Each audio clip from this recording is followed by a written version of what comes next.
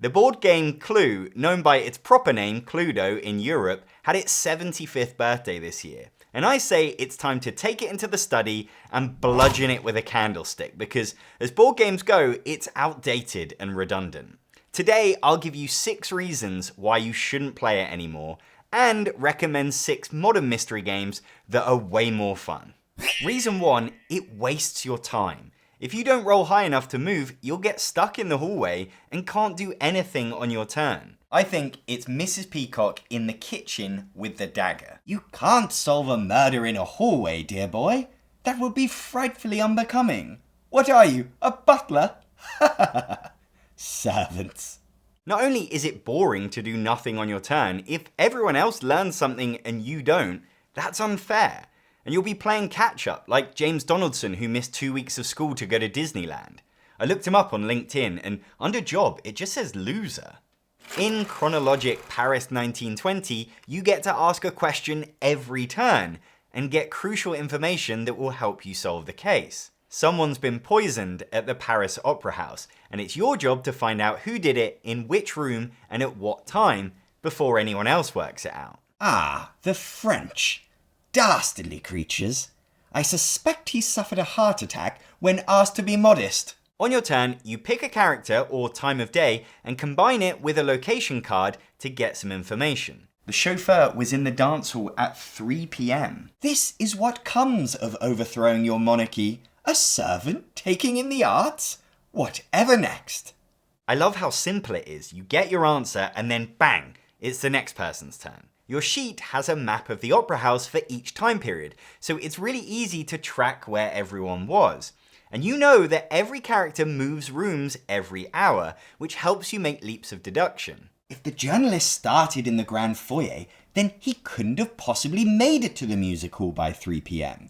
because he's lazy. And it gives you those moments of feeling clever that you want from a mystery game. You're also tracking the victim, the man who was poisoned. You have to work out when they were in a room with one other person. That's when the poisoning took place. Clue is as slow and arduous as trying to kill someone with a candlestick, because you're being drip-fed the information. Whereas in Chronologic, whenever a player gets private information, they also read out some public info for everyone else, so you're constantly learning things that take you closer to solving the case. All that moving around in Clue is just delaying you from getting to work. You're like a detective with a 2-hour commute. Here, you save all that time for actually solving it, so they can make it a more interesting mystery. And somehow, it's still a shorter game. The only slight downside is that the solutions to the cases are fixed, so there's only enough for 15 games in the box. But honestly, wait 6 months and you'll never remember who did what and where, and it'll be a new game again. Or sell it on and get yourself the other 2 games in the same series. If you used to play Clue as a kid and you're looking for that type of deduction experience now as an adult, then this is the perfect upgrade. It's cheaper, half the size, and a lot more fun. If you want to buy it, or any of the games in this video, there are links below. Reason 2, it's drab and dull. For a family board game to capture the attention of kids who'd rather be vaping their Roblox, we can do a lot better than this lifeless relic. I'm sure the children of 1949 thought a tiny metal revolver was the best thing ever, but then they hadn't eaten candy in 10 years. If I could pick one game to take Clue's crown as the family mystery game for the 21st century, it would be Mysterium. It gives us the same murder in a creepy mansion that we want, but actually does it justice, with stunning artwork and a fun dose of spectacle. For starters, one of you plays as the ghost of the murder victim. You've got to tell the others who killed you, where they did it, and what weapon they used, but you can't talk, because you're a ghost. What's that? Good God, man, enunciate! Instead, you communicate by giving them psychic visions, these cards that are full of surreal imagery. It seems the murderer is an elephant on top of a watermelon with an orange on its back. Case closed. You're trying to lead each player towards their suspect, but giving clues with these cards is like trying to write a birthday card with jelly. You want them to guess the seamstress, so you give them this because the oranges look like her pincushion. Well, it's not the seamstress. She looks like she's never eaten an orange in her life. In fact, let's turn it over. It's so wrong it's distracting. You're playing cooperatively, trying to win as a team, so you're working them out together, and there's so much room for interpretation that everyone will have a different take on it. Yes, the telephone. Wondrous invention. I used one only last year. It's a means of communication, so it simply must be the postman. Well, yeah, but that bit's yellow, and so's that. Yellow. As the ghost, having to listen in silence while they misread all your clues is a brilliant form of torture, and good practice for becoming a ghost and having to sit through your own funeral. Once you think you know the answer, you place your crystal ball on the card, and the ghost will reveal if you're right. Which is always a tense moment, because everything is a hunch in this game. You're never sure if you've got it right. Wrong? I've met some ghosts in my time. I'm from Victorian London. But you, sir, are an appalling apparition, a dispirit, a phantom menace. But if you do get it right, you move on to working out the location of the murder. You've only got so many chances to crack the case before the clock strikes 7, the sun rises, and you lose the game. You can't have a psychic vision in the daytime. The ghosts are in Australia then. Mysterium is so much more entertaining than Clue, with its big reveals and last-ditch guesses. Trying to solve it together makes it a bigger deal. It's the difference between the passion you get trying to win a pub quiz for the team versus doing Wordle on the toilet. Only one of those is making you shout out loud, hopefully. Whereas Clue is an introspective game, taking secret notes on your own bit of paper, Mysterium is much more sociable. The detectives are talking the whole time, and it's a lot more fun trying to read your friend's mind than work out which 3 cards are in an envelope. The best thing about Clue is its setting, but at its heart, it's a boring family game. Mysterium starts in the same place, goes in a completely different direction, and delivers a murder mystery game that feels nothing like Clue, and is much better for modern audiences. If you want a smaller, shorter version, then try the spin-off game Mysterium Park, but I personally prefer the grandeur of the original. Reason 3 is it doesn't make any sense. Your character in Clue can be the murderer and you don't know that you did it. You then spend the game finding that out and publicly reveal it to everyone else. Guys, I just remembered. I killed them in the study with the wrench. Congratulations. You've won. 20 years in prison. I would have gotten away with it if it wasn't for myself. Most murderers know that they murdered someone and are trying to keep that information secret. And that's exactly how deception murder in Hong Kong works.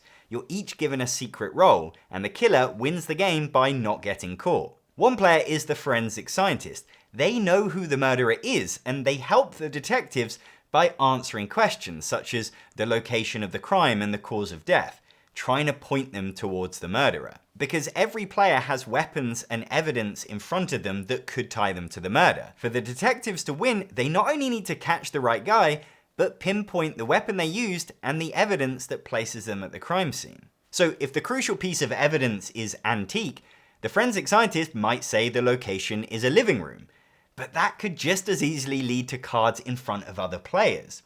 This is the convenient fog that the murderer can hide in. Living room, that must point to the oil painting, or the book. A book? In the living room? It seems we're not only dealing with a murder, but a fire in the library as well. The game is one long conversation as you try to work out who done it, with everyone throwing around accusations and protesting their innocence. It's like a scene from Knives Out, but with less dodgy accents. You can only get so far with the evidence. Sometimes you just gotta go with your gut. Look your friends in the eyes and decide which one is lying to you. Look, you can tell me. I'll make sure Lestrade goes easy on you. Did you kill that man? No. He blinked. That's enough for me. Send him down. As the killer, if you try too hard or say too much, you'll give yourself away. On the other hand, say too little and it will seem like you're nervously hiding something. The pressure of being the secret killer will have you sweating, which means the feeling you get when you pull off a win is like nothing else. Haha! I fooled you all. Wow, but you were so... The best defense is a good offense. Yeah, you were pretty offensive. Yes, my apologies. I've never used that word before. Whereas in Clue, you're taking turns. In Deception, you're all involved at once, which means it never gets boring. Every moment is a chance to catch your friend's mask slipping. This type of game isn't for everyone. You have to enjoy the in-game arguments and not be upset by everyone calling you a liar. It also needs a bigger group to play it, from 5 to 12 players. But for the right people, these hidden traitor games are so much fun, and Deception is a great one to start with. Reason 4 is it's the worst whodunit story ever told. A character walks into a room and makes a suggestion of who the murderer could be. I suggest it's Professor Plum in the dining room with the lead piping. They are wrong. So another character walks into another room and makes another suggestion. And on it goes until someone finally gets it right. No sleuth worth his salt makes suggestions. Clue? I'm afraid these imbeciles haven't got one. It may be inspired by the great murder mysteries, but it has none of the story, the details to follow, and the twists and turns that you get with a Sherlock Holmes novel. And that's exactly what you do get from Sherlock Holmes Consulting Detective. Every case is like a mini novel that you explore in your own way. You read the introduction telling you who's been murdered and where, then it's up to you to decide how to approach the case. You want to interview the victim's brother, so you look up his name in the directory of London and pay him a visit, turning to the right page in your book to read the encounter. All the lights are on at Richard Allen's residence as we arrive on his doorstep. He invites us in and we sit in his tasteful living room. Mr. Allen, is there any more information about your brother that might help our investigation? The brother shows you a mysterious necklace he found, so you hunt for local jewelers who could shed light on its owner. The game doesn't tell you to do it. These are the choices you make if you're switched on. And no one's going to admit they killed him. You've got to follow the evidence, spot the inconsistencies in people's stories, and question their motives. You'll need to take notes and talk it out with your partners to work it all out. It's gotta be his ex. A crime of passion. Yes, the only woman I've ever trusted was my mother. I have the fondest of memories. When I was 9 years old, she smiled at me once. As the story unravels, you'll jump between which suspect you think did it, just like you're watching a whodunit on TV. But unlike that, you won't get to the end and be handed a solution. Once you think you know the killer, you open the envelope and have to answer these questions to win the game. I love playing this game because it makes me feel like a real detective, and the mysteries are so well written that they keep you guessing for ages. Once you've played a case, it's done, you can't play it again, but each one will take you a few hours, and you get 10 cases in the box. Plus, there are 4 boxes to choose from. Some players don't enjoy how much reading you have to do in this game, in which case I'd recommend trying Perspectives or Chronicles of Crime instead. I'll put links to my videos on them below. Reason 5 is you're trying to solve a murder and the game keeps holding you back with pointless restrictions. It's Miss Scarlet in the billiard room with the candlestick. Up. You're not in the billiard room. So? You can't make a dramatic accusation unless you're in the room where you think it happened. This is basic stuff. The irony is, you're a detective, but you've got no agency. And worse still is that when someone accuses you, they immediately drag your character into their room. So you spent all that time getting where you need to be, and now you've got to spend another 4 turns getting back there. Urgh! Old board games do everything they can to defer the enjoyment of their own game. This from the generation who loved abstinence before marriage. These guys just can't get enough of waiting. Modern board games get straight to the point. In other words, they let you have fun on the first date.